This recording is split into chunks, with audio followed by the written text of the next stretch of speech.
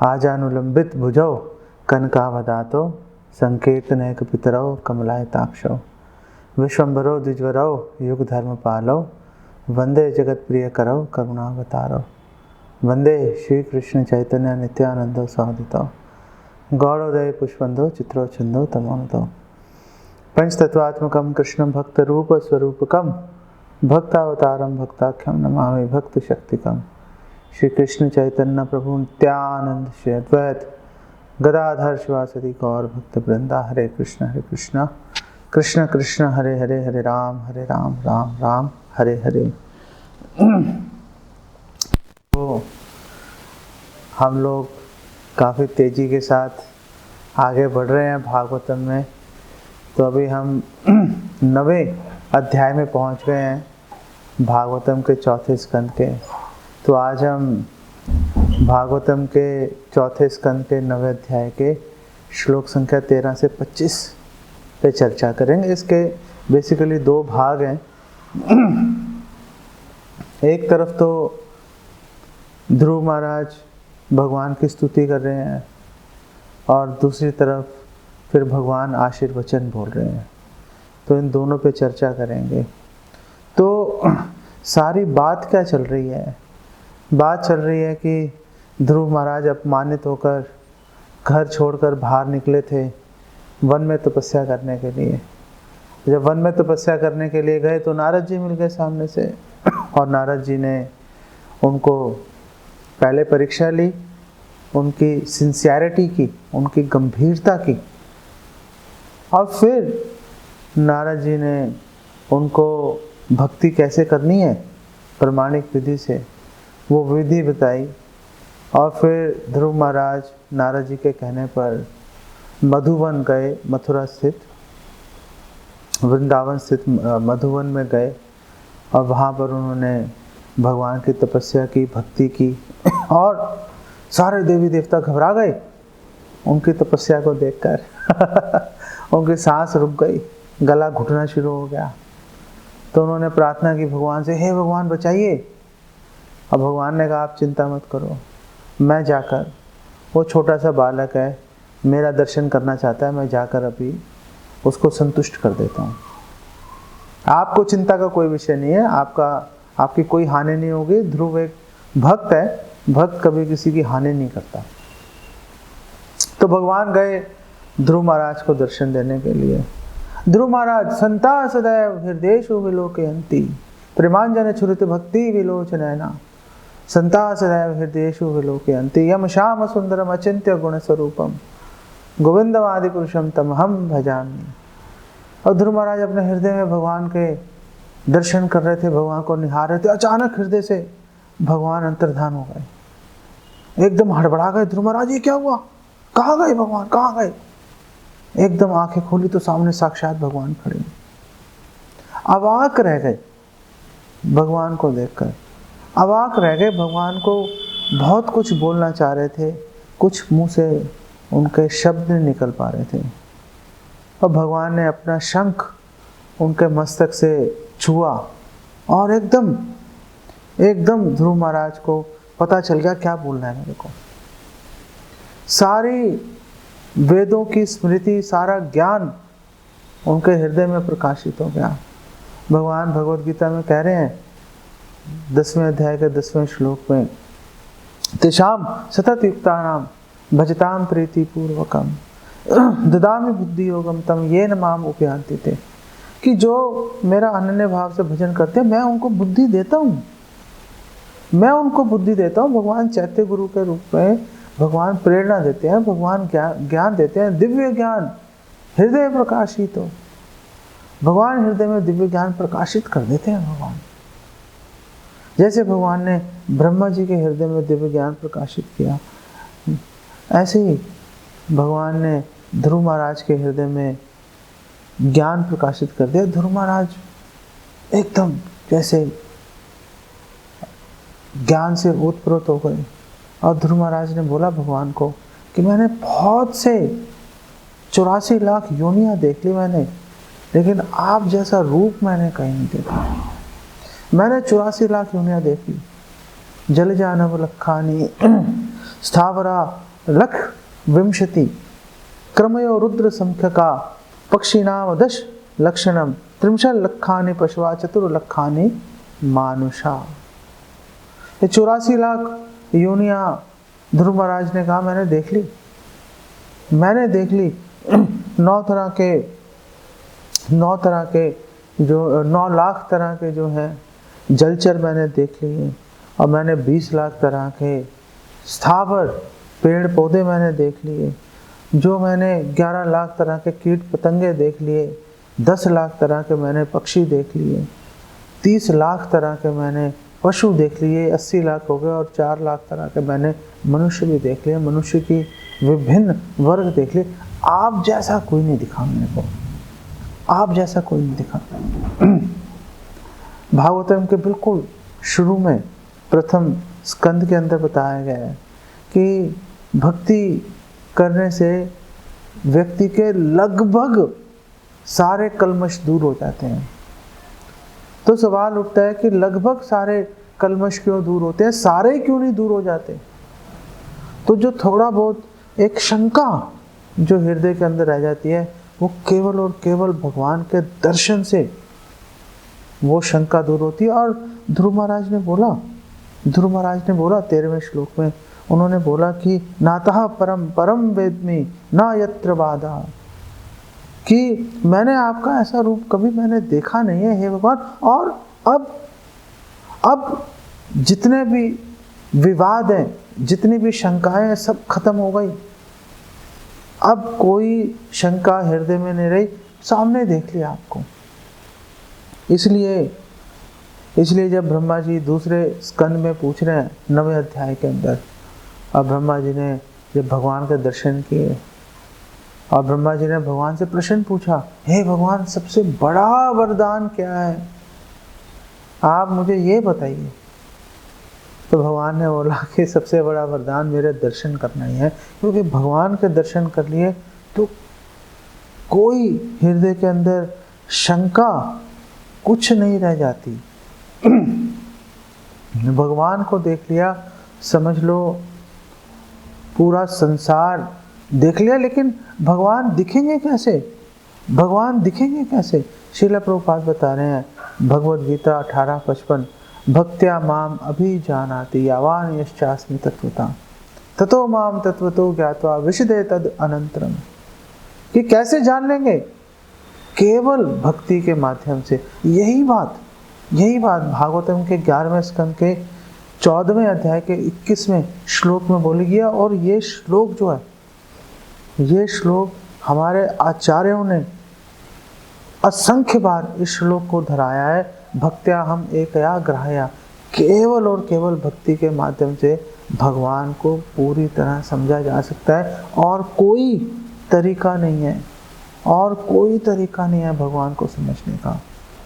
तो सवाल ये उठ जाता है कि ध्रुव महाराज आखिर इतने ज्ञानवान कैसे हो गए, इतनी नॉलेज आखिर उनके पास आ कैसे गई? चलो ददामी बुद्धि योगम, भगवान ने वो नॉलेज दे दी।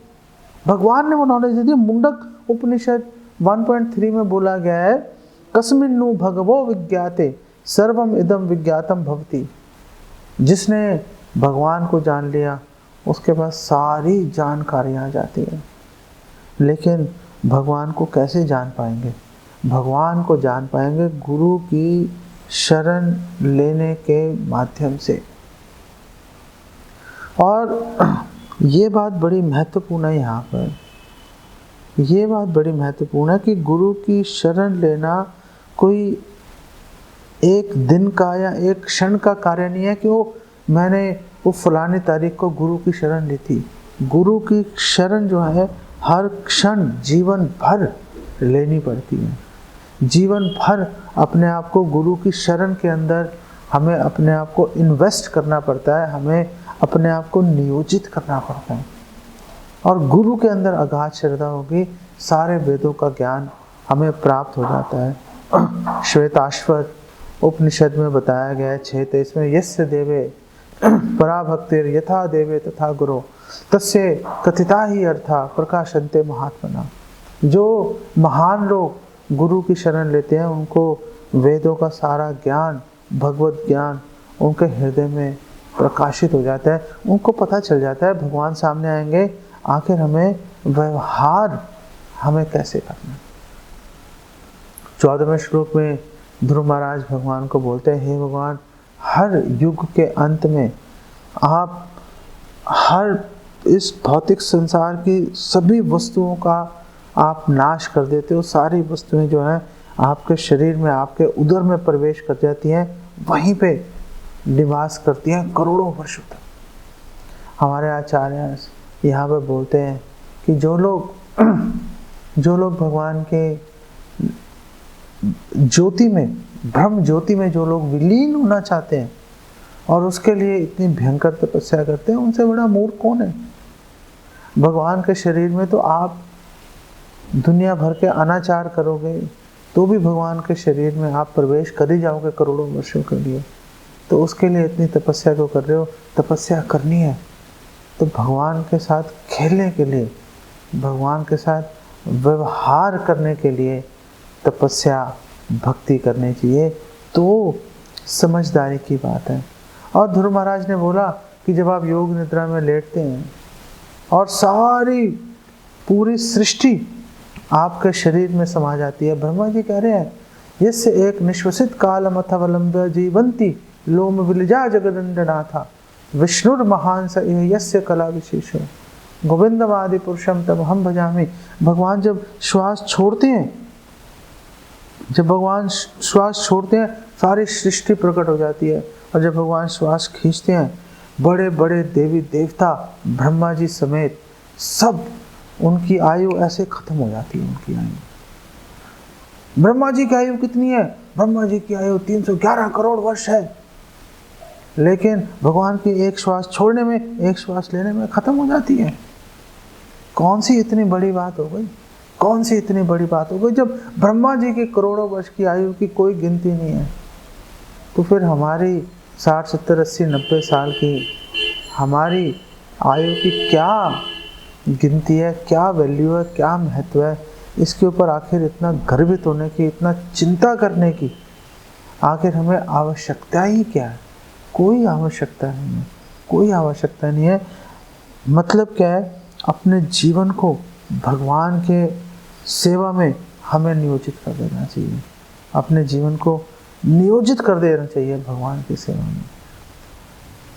हर क्षण भगवान को कैसे प्रसन्न करना है, उसी के बारे में हमें निरंतर चिंतन करना चाहिए। ध्रुव महाराज ने बोला कि जब आप लेटते हो योग निद्रा में, तो आपके नाभि से एक कमल का फूल खिलता है और उसमें ब्रह्मा जी का जन्म होता है। और श्रील प्रभुपाद बोल रहे हैं कि जो नास्तिक हैं वो बोलेंगे, अरे ये सब कपोल कल्पनाएं हैं। आखिर कैसे किसी व्यक्ति की नाभि से एक फूल उग सकता है। अरे आप नहीं उगा सकते मतलब थोड़े ना कि कोई नहीं उगा सकता। आप अगर किसी काम को करने में सक्षम नहीं हो तो मतलब क्या कोई नहीं कर सकता। आप तो उड़ नहीं सकते, लेकिन पक्षी तो उड़ सकते हैं। आप पानी में नहीं रह सकते बिना ऑक्सीजन के सिलेंडर के, लेकिन मछलियां तो रह रही हैं। 9 लाख तरह के जलचर रह रहे हैं बिना ऑक्सीजन के पानी के अंदर, और वो पानी के अंदर ही रहना चाहते हैं, वहीं रह के सुखी हैं। हम नहीं कर सकते। अनेक जीव हैं जो कि अग्नि में बहुत ही सुख से रहते हैं। हमें अग्नि का ताप हमारे शरीर को पीड़ा देता है, लेकिन उनके शरीर पे अग्नि का ताप बिल्कुल जैसे चंद्रमा की किरणें उनके शरीर पे पड़ रही हैं, ऐसा प्रभाव आता है उनके शरीर पे। तो हम नहीं कर सकते, मतलब ऐसा नहीं है कि नहीं हो सकता। भगवान एक छोटे से बीज में से बरगद का पेड़ भगवान उगा देते हैं। भगवान मिट्टी के अंदर से अलग अलग, उसी मिट्टी के अंदर आप अलग अलग पौधे लगाओ, कहीं पे पीला फूल उग जाएगा, कहीं पे नीला फूल उग जाएगा। हम नहीं कर सकते। हम मिट्टी के अंदर से अलग अलग रंग हम निकाल नहीं सकते, भगवान निकाल सकते हैं। भगवान सब कुछ कर सकते हैं। जब प्रसंग चल रहा था प्रहलाद महाराज का कि हिरण्यकशिपु ने बोला, मार दो इसको, मारो इसको। शरीर का कोई हिस्सा अगर गल जाए अंग, तो काट के फेंक देना ही सही रहता है, तो शरीर की रक्षा होती है। श्रील प्रभुपाद कहते हैं ये असुरों की प्रवृत्ति है कि जो आपके इंद्रिय तृप्ति में बाधक है उसको मार दें। असुर सोचते हैं ऐसे, जो समझदार जो भक्त हैं वो सह लेते हैं, दूसरों को भी जीने देते हैं, खुद भी जीते रहते हैं। दूसरों को नुकसान पहुंचाने में उनका जो है मन में ऐसा विचार नहीं आता। तो खैर हिरण्यकशिपु ने बोला मार दो इस प्रहलाद को। तो हाथी के पैर के नीचे दबा दिया, पहाड़ से नीचे गिरा दिया, पहाड़ से नीचे गिरा के ऊपर से चट्टाने फेंक दी, सांपों से डसवा दिया, तीरों से जो है उनको तीर चुभाए, भाले मारे, गदाएं मारी, पानी के अंदर डुबा दिया, चट्टाने पत्थर बांध बांध के जहर पिला दिया। अरे कुछ हो ही नहीं रहा। तो वहां पे सवाल उठाते हैं हमारे आचार्य कि भाई हो क्यों नहीं रहा भाई। तो फिर वो उत्तर देते हैं हो इसलिए नहीं रहा क्योंकि चट्टान के अंदर भार, वो जो गुण है चट्टान के अंदर भार का, वो किसने डाला? भगवान ने डाला। तीर के अंदर चुभन किसने डाली? भगवान ने डाली। विष के अंदर मारने की शक्ति किसने डाली? भगवान ने डाली। अग्नि में तपिश किसने डाली? भगवान ने डाली। पानी के अंदर सांस नहीं आएगी करके वो गुण किसने डाला? भगवान ने डाला। भगवान ने डाला तो भगवान ने बदल दिया। भगवान बदल सकते हैं। भगवान ने तीर की चुभन निकाल दी, भगवान ने चट्टान की भार खत्म कर दिया। फूल की तरह गिर रहा है, चट्टान गिर रही है प्रहलाद महाराज पे, फूल गिर रहे हैं। आग के अंदर जला रहे हैं तो ऐसा लग रहा है जैसे एयर कंडीशन चल रहा है। क्या करोगे आप? भगवान कर सकते हैं, भगवान कुछ भी कर सकते हैं, भगवान सर्वशक्तिमान है। श्रील विश्वनाथ चक्रवर्ती ठाकुर ये प्रश्न उठाते हैं भागवतम में कि क्या ऐसा हो सकता है कि भगवान कोई ऐसा पत्थर बनाए जिसे भगवान ही नहीं उठा सकते? तो बहुत ही ट्रिकी क्वेश्चन है ये। अगर हम बोले हाँ भगवान ऐसा पत्थर बना सकते हैं जिसे भगवान ना उठा सकें, तो भगवान पे दोष आ गया, अरे आप वो पत्थर नहीं उठा सकते। अगर हम बोले नहीं ऐसा नहीं हो सकता, भगवान ऐसा पत्थर नहीं बना सकते जिसे वो खुद ही ना उठा पाए, तो फिर भगवान पे दोष आ गया, अरे भगवान वो पत्थर ही नहीं बना सकते, फिर काहे के भगवान है? तो विश्वनाथ चक्रवर्ती ठाकुर ने उत्तर दिया कि भगवान सब कुछ कर सकते हैं। भगवान वो पत्थर बना सकते हैं जिसे भगवान ना उठा पाए, फिर भगवान अपनी शक्ति बढ़ा के उस पत्थर को उठा भी लेंगे। भगवान सब कुछ कर सकते हैं, भगवान के लिए कुछ भी भगवान के लिए असंभव नहीं है।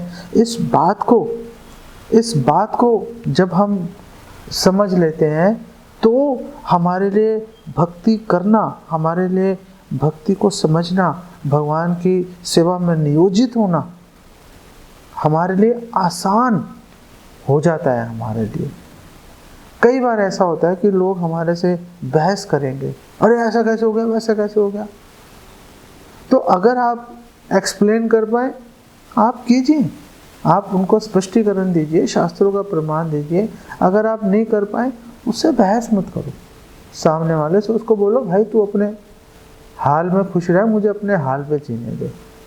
आप उससे बहस करके अपने हृदय में शंकाओं का बीज मत बोइए, उसको छोड़ दीजिए। लेकिन आप वापस आइए वरिष्ठ भक्तों के पास और आप उनसे उन प्रश्नों का उत्तर पूछिए जिसका जवाब आप नहीं दे पाए थे। ऐसे करके धीरे धीरे 5-7 सालों में आप ऐसे एक स्थिति में आ जाएंगे कि आप लोगों का प्रश्नों का उत्तर देने के लिए सक्षम बन जाएंगे। ना आपकी प्रीचिंग आपकी चल पड़ेगी, आप लोगों को भगवान की भक्ति में जोड़ने के लिए आप सक्षम हो जाएंगे। कनिष्ठ भक्त से मध्यम भक्त पे आप ऊपर उठ जाएंगे। ये तरीका है। ध्रुव महाराज ने भगवान को बोला कि हे भगवान आप दृष्टा हो, आप हर चीज़ को आप देखते हो कहाँ पे क्या हो रहा है। भगवान भगवत गीता में कह रहे हैं कि मेरे हाथ पैर कान नाक मुंह चरण मेरे सब जगह सर्वम आवृत्य तिष्ठति सर्वतो क्षीरो मुखम सर्वतो श्रुति मल्लोके सर्वम आवृत्य तिष्ठति। भगवान पूरे संसार में भगवान व्याप्त हैं। और ध्रुव महाराज ने बोला, हे भगवान, आप सब कुछ देख लेते हो।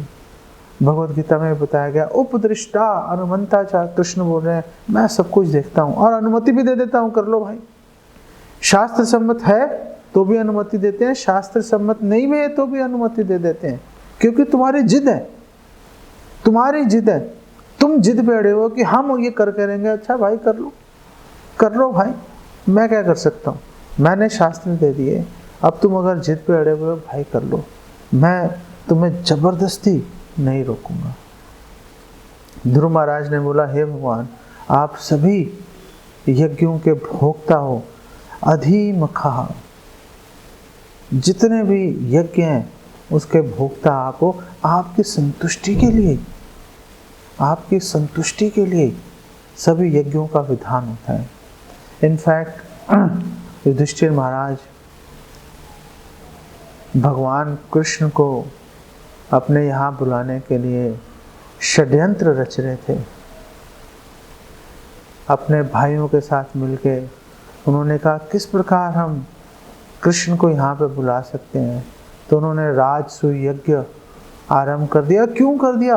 भगवान को देखना चाहते हैं, कृष्ण को अपने समीप देखना चाहते हैं, उनकी सेवा, उनका यश तीनों लोकों में फैलाना चाहते हैं।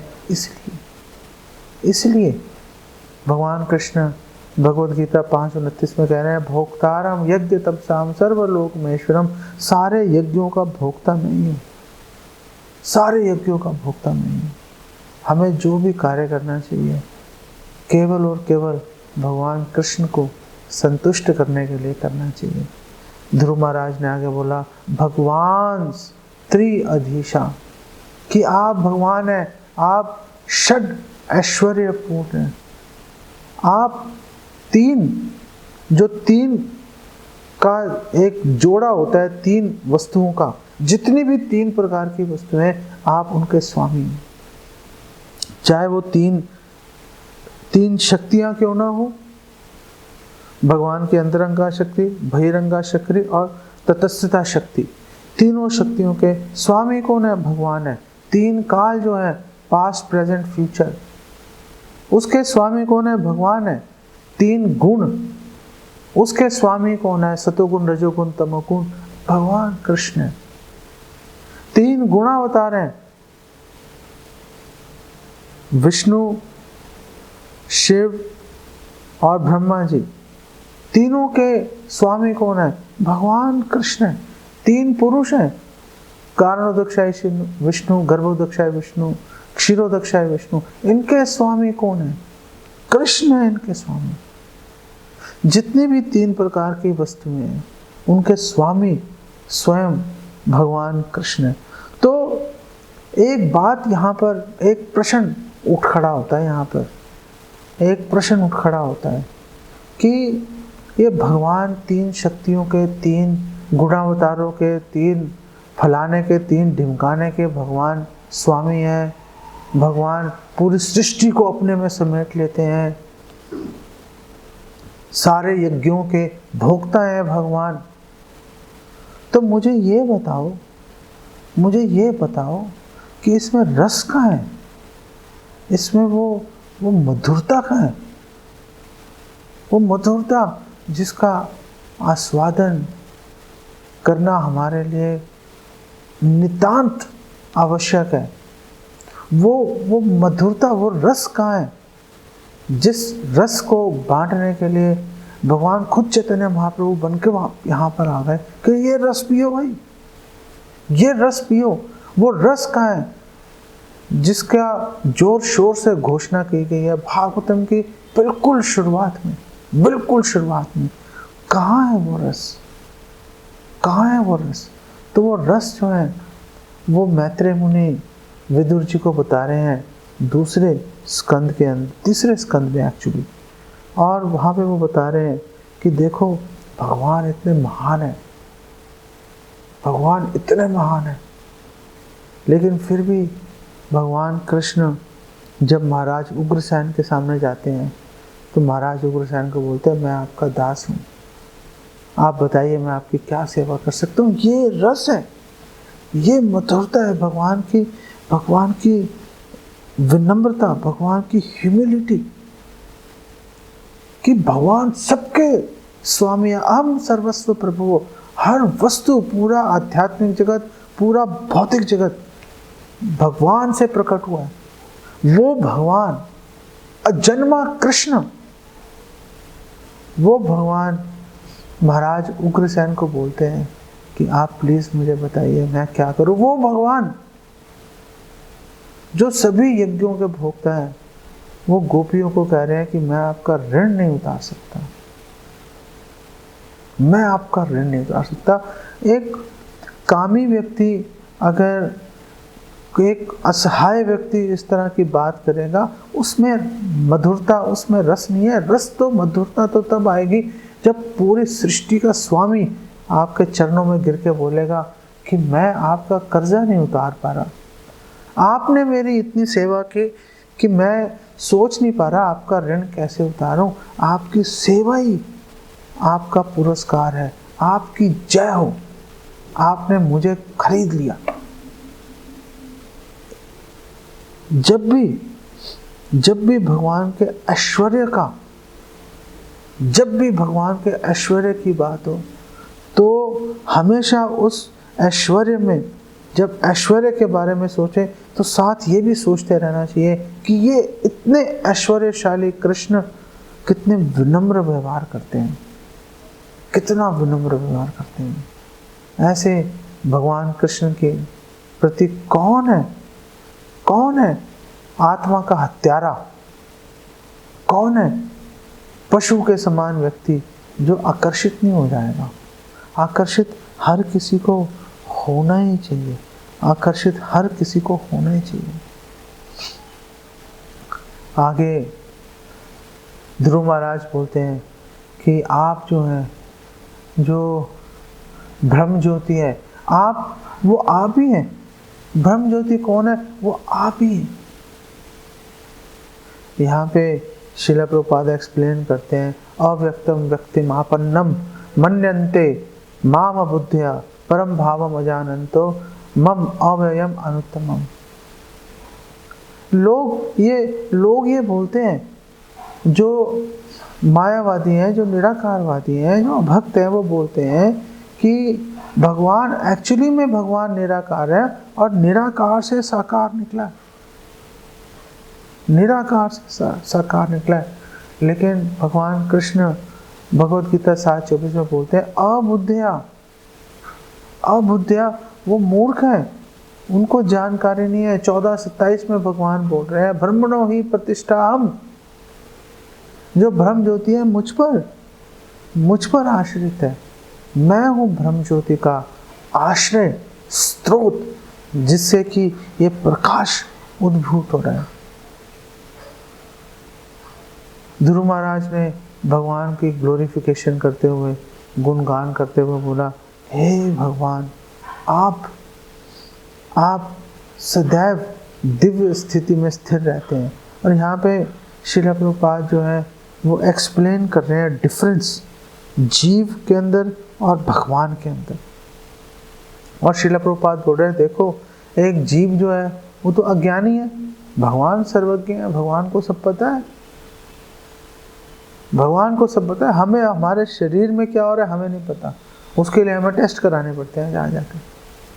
कई बार टेस्ट में भी रिजल्ट ठीक से नहीं आते, रिपोर्ट ठीक नहीं आती, कन्फ्यूजन बनी रहती है। लेकिन भगवान के साथ ऐसा नहीं है। भगवान सबके हृदय में विराजमान है, भगवान को कण कण में क्या क्या हो रहा है भगवान को पूरी जानकारी है। हम लोग प्रकृति के 3 गुणों के अंदर बंधे हुए हैं, 3 गुणों के वशीभूत होकर हम जन्म और मृत्यु का वर्ण करते हैं। लेकिन भगवान सदैव दिव्य बने रहते हैं। भगवान जब इस धराधाम पर अवतरित होते हैं, जन्म कर्म च मे दिव्यम, भगवान तब हमेशा दिव्य बने रहते हैं। और श्रील प्रभुपाद बोल रहे हैं, तीसरा फर्क ये है कि जो जीव है वो निरंतर उसमें बदलाव आता रहता है, लेकिन भगवान कृष्ण में कभी कोई बदलाव नहीं आता। भगवान कृष्ण सदैव यथावत बने रहते हैं। जीव काल के वश में है, काल भगवान के वश में है। काल भगवान के वश में। और ना केवल भगवान पर काल प्रभाव नहीं डालता, जो भगवान के शुद्ध भक्त हैं, जो वैकुंठवासी हैं, उन पर भी काल कोई प्रभाव नहीं डाल सकता। काल का कोई प्रभाव नहीं। जीव जो है वो आसक्त रहता है, लेकिन भगवान निरासक्त हैं, भगवान उदासीन है। भगवान किसी भी वस्तु से, किसी भी व्यक्ति से, भगवान किसी भी प्रकार की आसक्ति का अनुभव या प्रदर्शन नहीं करते। जीव जो है भोग्य है, जीव एंजॉयड है भगवान की सेवा के निमित्त प्रयुक्त होने के लिए। और भगवान तो परम भोक्ता है, भगवान तो परम भोक्ता है। और ध्रुव महाराज ने बोला कि आपकी जो ब्रह्म ज्योति है, जो निराकार ब्रह्म है, उसके अंदर विद्या भी है और अविद्या भी है। दोनों चीज़ें हैं आपके अंदर, दोनों वस्तुएं हैं। और मैं ये जानता हूँ कि आपको साकार रूप में तो देख ही रहा हूँ, लेकिन निराकार ब्रह्म भी आप ही हैं। इसीलिए मैं आपको प्रणाम करता हूँ, इसीलिए मैं आपको प्रणाम करता हूँ। श्रील विश्वनाथ चक्रवर्ती ठाकुर इस विषय में एक बहुत ही महत्वपूर्ण बात बोलते हैं। और विश्वनाथ चक्रवर्ती ठाकुर कह रहे हैं कि जो ब्रह्म ज्योति का जो साक्षात्कार, जो अनुभव है, अनुभूति है, वो बहुत दूर से अनुभूति होती है। वो भगवान बहुत दूर है और बहुत दूर से वो अनुभूति की जा रही है, स्पष्ट दिखाई नहीं दे रही वस्तु में। लेकिन वो जो दूरी है, सवाल खड़ा हो गया कि वो दूरी खत्म कैसे होगी। और विश्वनाथ चक्रवर्ती ठाकुर कहते हैं वो दूरी खत्म होगी सेवा के माध्यम से, भक्तिमयी सेवा के माध्यम से, डिवोशनल सर्विस से। जितना अधिक हम भगवान की भक्ति में नियोजित होंगे, हमारी वो जो दूरी है भगवान से, वो दूरी खत्म होती चली जाएगी। जो भगवान की एक ज्योति के रूप में हमारी परिकल्पना है, वो क्षीण होती जाएगी। भगवान का साकार रूप, जो मूल रूप है, वो प्रबल होता जाएगा। और जब हमारी सेवा परिपूर्णता की ओर पहुंचेगी, तो हम भगवान के साक्षात दर्शन हम भगवान के कर लेंगे। अच्छा, ये भगवान, अब बात समझ में आ गई। अब बात समझ में आएगी। वो कैसे समझ में आएगी? सेवा के माध्यम से जब हम उस दूरी को मिटा देंगे, हम भगवान का सानिध्य, सामीप्य भगवान का प्राप्त कर लेंगे, तो हमारे दिमाग से सारी शंकाएं दूर हो जाएंगी। ध्रुव महाराज भगवान का दर्शन तो कर रहे थे, भगवान की स्तुति भी कर रहे थे, लेकिन अपने हृदय में बहुत दुखी थे। हृदय बहुत व्यथित था ध्रुव महाराज का। क्यों व्यथित था? क्योंकि वो गलत उद्देश्य से भगवान की सेवा में जुड़े थे। वो अपराध बोध उनको कचोट रहा था। और 17वें श्लोक में उन्होंने अपने इस अपराध बोध की उन्होंने उसको व्यक्त किया। उन्होंने बोला, हे भगवान, आप समस्त वरदान देने वाले हो, और जो कोई भी निष्काम भक्ति से आपके भक्ति में जुड़ता है, आपकी सेवा में जुड़ता है, वही सर्वश्रेष्ठ व्यक्ति है। आपकी सेवा बड़े से बड़े राज्य को प्राप्त करने से भी श्रेष्ठ है। जो आपकी भक्ति में जुड़ता है, आपका भक्त जो है, वो कोई बहुत बड़ा चक्रवर्ती सम्राट होगा, उससे भी उसको श्रेष्ठ माना जाएगा। और ध्रुव महाराज ने बोला कि मैं तो अज्ञानी हूँ, बेवकूफ़ हूँ, मूर्ख हूँ, लेकिन आप बहुत दयालु हो। जैसे एक गाय अपने बछड़े के साथ व्यवहार करती है, आप वैसे ही आप मेरे साथ व्यवहार करोगे। मुझे इसकी पूरी आशा है, मुझे पूर्ण विश्वास है इस बात का। और श्रील प्रभुपाद एक्सप्लेन करते हैं, श्रील प्रभुपाद कहते हैं, देखो, जो गाय होती है अपने बछड़े को दूध भी पिलाती है और उसकी रक्षा भी करती है। कोई व्यक्ति उस बछड़े को छूने आएगा, उसको पास नहीं भटकने देगी। वो अपने बच्चे की रक्षा के लिए गाय जो है अपना सर्वस्व लगाने के लिए हमेशा तैयार रहती है। ध्रुव महाराज ने बोला, भगवान को संबोधित किया पुरुषार्थ मूर्त है, कि भगवान जो है वो पुरुषार्थ मूर्ति है। भगवान ये जो पुरुषार्थ है, ये धर्म अर्थ काम मोक्ष नहीं है, ये पुरुषार्थ नहीं है, बल्कि पुरुषार्थ जो है वो परम भगवान का अनुभव, उनका साक्षात्कार करना है, और इसको पंचम पुरुषार्थ बोलते हैं।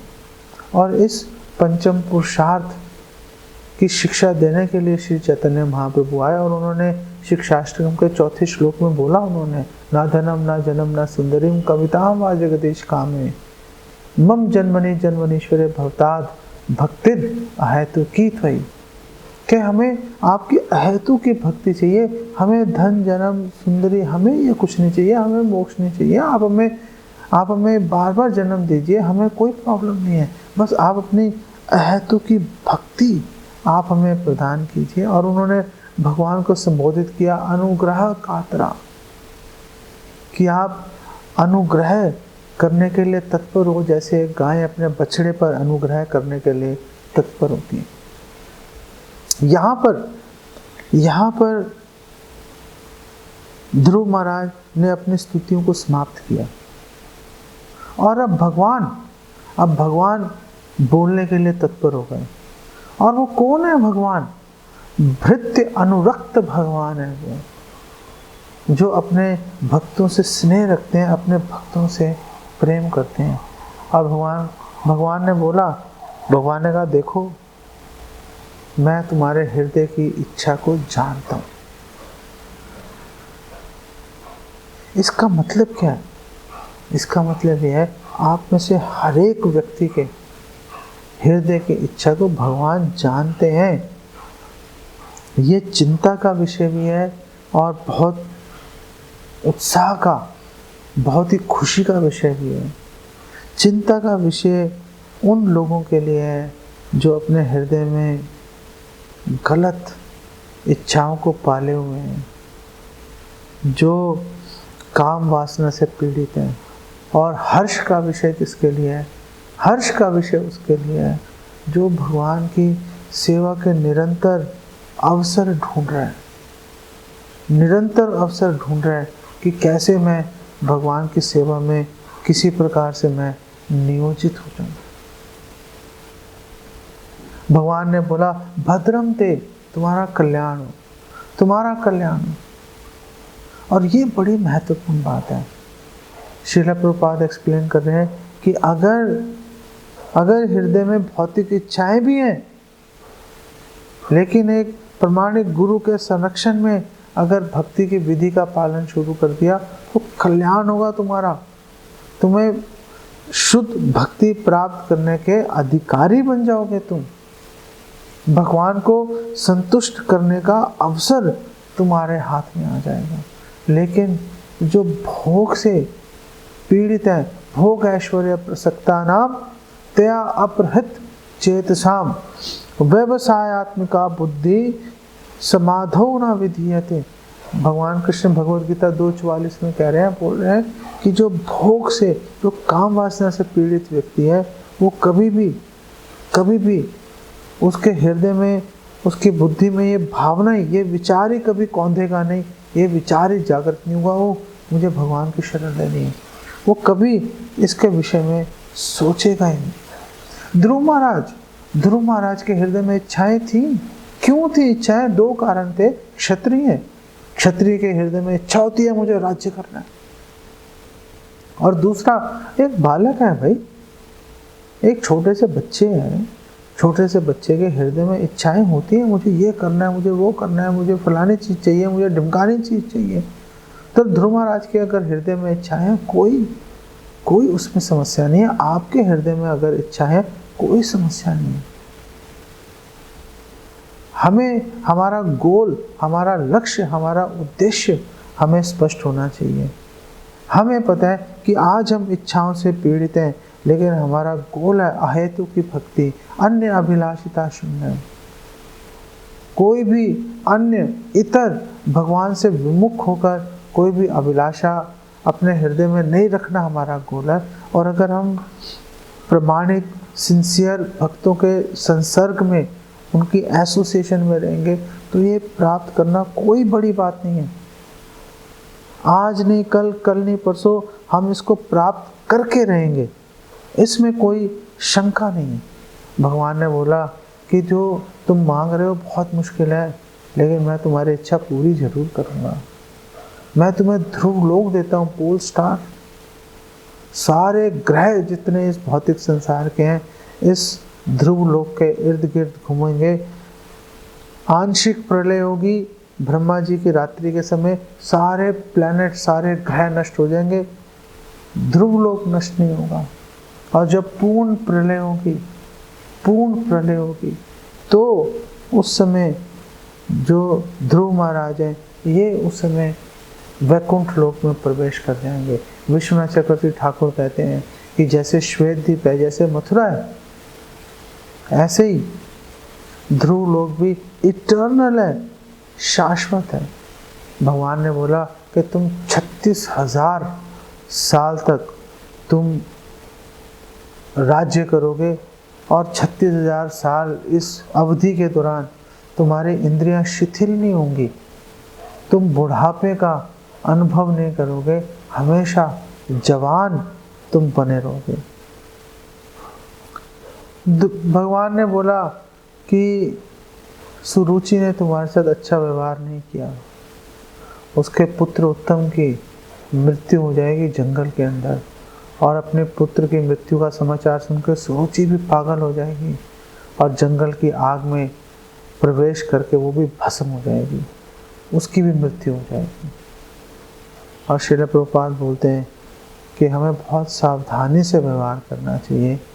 हमें किसी भी वैष्णव के प्रति किसी भी तरह का अपराध नहीं करना चाहिए, उसकी बहुत ही विकट परिणाम हमें उसका सामना करना पड़ेगा।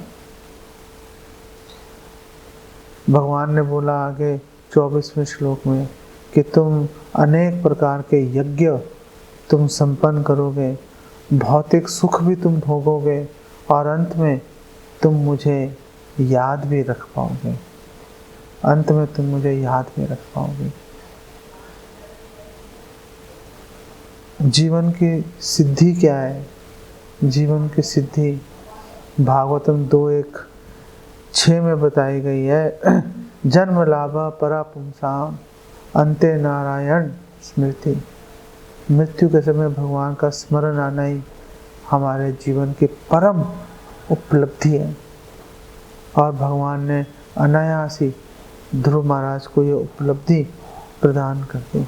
और श्रील प्रभुपाद एक्सप्लेन कर रहे हैं, श्रील प्रभुपाद बोल रहे हैं कलयुग के अंदर यज्ञ संपन्न करने का मतलब है कि आप हरे कृष्ण संकीर्तन करो, जितना संभव हो सब भक्तों को मिलके हरे कृष्ण कीर्तन करना चाहिए। गली गली बाजार बाजार जाकर सबको मिलके हरे कृष्ण कीर्तन और बुक डिस्ट्रीब्यूशन करने चाहिए। और श्रील प्रभुपाद बोल रहे हैं कि दान देने का मतलब है कि आप प्रसाद डिस्ट्रीब्यूशन करो, लोगों को प्रसाद बांटो। और श्रील प्रभुपाद बोल रहे हैं कि धन देने से कहीं ज़्यादा श्रेष्ठ प्रसाद डिस्ट्रीब्यूशन है, लोगों में प्रसाद वितरण करना धन देने से ज़्यादा श्रेष्ठ है। तो हम सब भक्तों को इन बातों को बहुत गंभीरता से लेना चाहिए। हमें ये समझना चाहिए कि हम भी जैसे भगवान ने ध्रुव महाराज को बोला है यज्ञ करने के लिए, ऐसे ही हम भी हजारों यज्ञ करेंगे अपने जीवन के अंदर। ऐसे यज्ञ करेंगे कि राजसूय यज्ञ युधिष्ठिर महाराज का उसके सामने फीका पड़ जाएगा। और उन्होंने तो टनों टन सोने चांदी उन्होंने खर्च कर दी है। हम चैतन्य महाप्रभु की कृपा भागी होकर हम लोग अनायासी, हम लोग हरे कृष्ण कीर्तन निकाल कर हम उस यश को भी पार कर जाएंगे, उसके पुण्य को भी हम पार कर जाएंगे, और भगवान को संकीर्तन के माध्यम से हम लोग संतुष्ट कर देंगे। लोगों को हम हाथ जोड़कर उनके पैरों में गिरकर हम लोगों को बोलेंगे कि आप प्लीज़ आमार एक की नहीं लो, बोलो गौर हरि, आप हमारे किनिया लो, आप खरीद लो हमें, हम गुलाम बनने के लिए तैयार हैं, जैसे आप बोलोगे वैसे नाचेंगे आपके कहने पर, बस एक कीमत दे दो। क्या कीमत दें? बोलो गौर हरि, आप श्री चैतन्य महाप्रभु की जय बोलो, आप हरे कृष्ण महामंत्र का जप करो, आप अपनी विनम्रता से, अपने उल्लास से, अपने हर्ष से, अपने प्रसन्न मुख लोगों को आप दिखाकर लोगों को आकर्षित कर लो कि ये हरे कृष्ण भक्त बनने का ये सुख है, और ये सुख आपको करोड़ों रुपए खर्च करके भी कभी आपको प्राप्त नहीं हो सकता। श्रीला प्रभुपाद ने बोला, a happy devotee is the best preacher. एक भक्त जो खुश दिखता है, जो प्रसन्न चित्त है, उससे अच्छा प्रचारक कोई नहीं होता, क्योंकि जब वो प्रसन्न मुख होकर, बहुत ही उल्लासित होकर जब वो समाज के अंदर जाएगा, तो लोग देख के सोचेंगे, अरे ये इतना खुश क्यों है, हम इतने परेशान क्यों हैं, इसके पास ज़रूर कोई सिद्धि है, चलो चल के पूछते हैं कि आखिर ये इतना खुश क्यों है। तो बस उसी से आपका काम हो जाएगा, लोग भक्ति में जुड़ जाएंगे, आपको प्रचार का अवसर आपके हाथ में आ जाएगा। हम लोग सेवा के माध्यम से भगवान से अपनी दूरी हम लोग घटा सकते हैं, भगवान को संतुष्ट कर सकते हैं, भगवान के सिर दर्द को हम दूर कर सकते हैं, बद्ध जीवों को हम भगवान की सेवा में नियोजित कर सकते हैं। इससे बड़ी भगवान की सेवा और कोई है नहीं, और इसी से भगवान संतुष्ट हो जाएंगे हमारे प्रयासों से। हमें इस प्रसंग के अंदर इस दृष्टिकोण से इस पूरे प्रसंग को समझना चाहिए। इसको यहीं पे विराम देता हूँ। जगत गुरु श्रील प्रभुपाद की जय।